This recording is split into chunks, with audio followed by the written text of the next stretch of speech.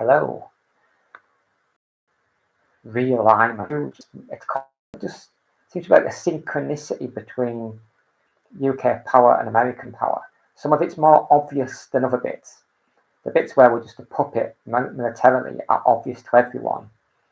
But others explain the way like we go from the right to like some kind of new left, like from Reagan to Clinton, Thatcher to Blair at the same times. And now, it just continued on like that all the time. Now, what I question myself: have I thrown the work? It's not me that's doing that as such. It's a lack of human development. We need to see through progressive part of the propaganda in a way. See through our own identifications, and then we'll be talking from a position of truth. Now, a lot of people kind of do this already, so it's always a bit complicated. For example, I was just looking at an article about the Tatton by-election coming up, and all the people are talking to, and this is what made the headline about,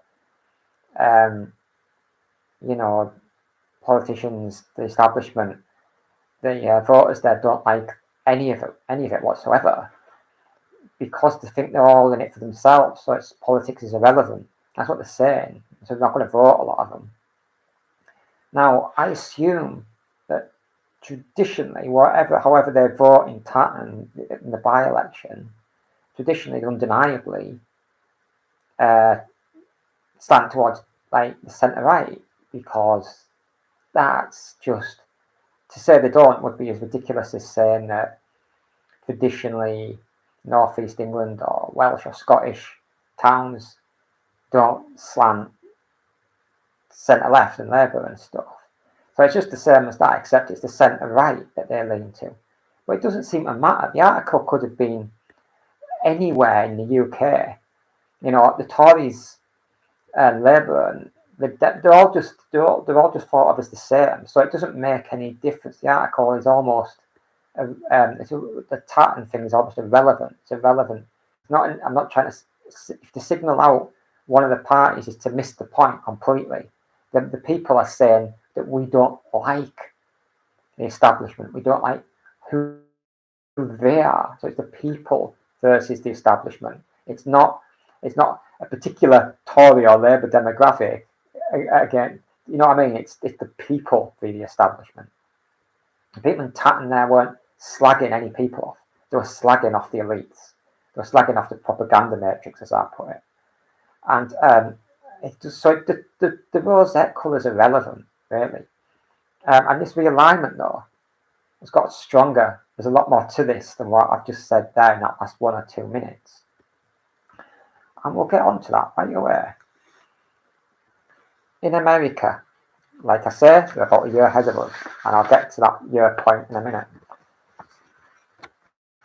Now, this isn't just common sense gathered from bits and bits of stuff I've read over the last God knows how long. I've actually seen a study that verifies what I'm about to say. In America now, there is a left, centre and right that is unlike what they ever had when I was a kid. Unlike anything that had 10 years ago.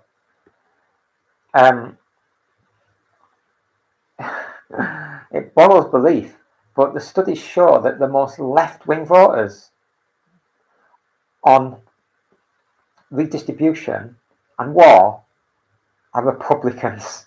I mean, you couldn't make it up. Trump Republicans, right? I think, there we have the catch, you're saying. It's not all Republicans. No, it's not all Republicans, but you're missing the point.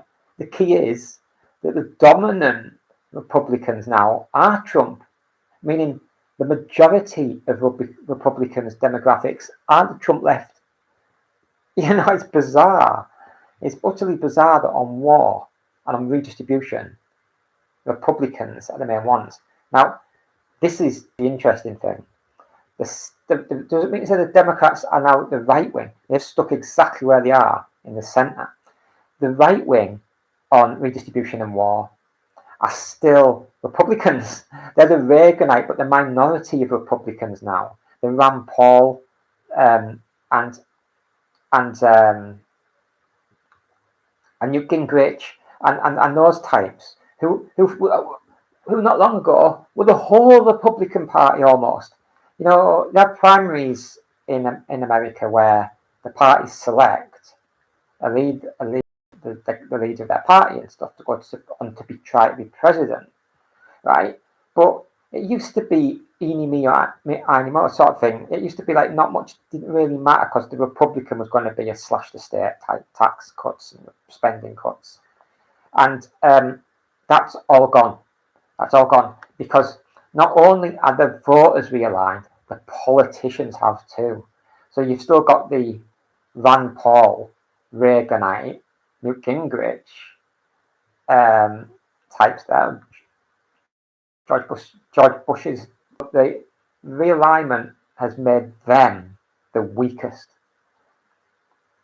Now, you might ask, so you might say, so if on war and redistribution, I've got the studies show the Trump Republicans on the left, then there's the Democrats in the centre unmoved. As if, have you noticed that all the fiasco, all the chaos of recent times, going back the last, so about 2015, 16, that time, it's all to do with the Republicans in America and the Tories in Britain. It's almost like that